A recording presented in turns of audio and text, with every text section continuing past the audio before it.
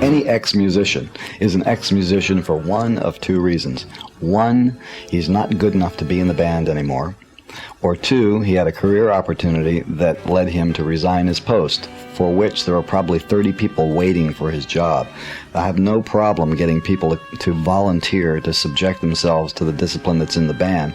And if you knew anything about the band and the crew, there is a spirit of accomplishment that surrounds this touring unit that is really quite remarkable, second only to being in the Marines, because this band can go out there and do anything. And they know it, and they are thankful that they were rehearsed to the point where even under the most adverse circumstances, they can go out and do a 2-hour show that'll kick your ass. And the crew will have the thing up and down in record time, and everybody gets along, and they're happy to be doing it. And that's what the discipline is all about. A guy who leaves the band and complains about the discipline, he's maybe regretting the fact that he's not in the band anymore, and so how else is he going to get his name in the paper than to say that I'm a dictator? Well, the fact of the matter is, I am the dictator. I'm the guy who signs the checks. I'm also the guy who has to take the responsibility for everything that goes wrong.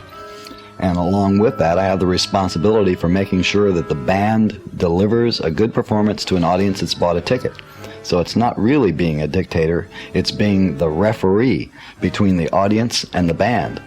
Audience buys a ticket, I say, okay band, you have to do this, and these people want it good, so give it to them good. And if they don't do it well, they either have to improve themselves or they go. The word in the band is, will that be an aisle or a window? Which means your ticket back to Los Angeles is right over here. And everybody knows that. And I've sent 2 guys home already from this tour. But see, the people that find that baffling would be people who have like a union mentality.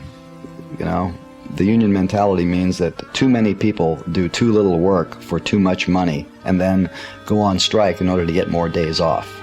And there are a lot of people like this in the world who think that that's the way things ought to be. My attitude is this: I pay money to have a service performed for me on behalf of an audience that pays money to have a service performed for them. And I'm there to make sure that if somebody buys a ticket to my show, they're not going to be disappointed in it. They're going to see a band that knows what they're doing, that does it well, and delivers entertainment for the money that's spent. Same thing on a record. Whether you like the style of the music is irrelevant. The quality of what's put into the show is definitely there, and that quality is the result of a huge cash investment that I have to put out before the tour even starts. It costs $250,000 to make a band sound like that. That's talking about 2 months of rehearsal, 6 days a week, 8 hours a day. Everybody's on salary, crew is on salary. I have the cost of all those salaries, plus the rental of the hall that we rehearse in, the equipment, and all that stuff. I pay for it before I get a nickel from anybody buying a ticket. There's not too many groups that will take that kind of a risk, and not too many groups that have one man in the group who takes that financial risk himself. And that's the way I do my business. So if there's something wrong with that, then let me know.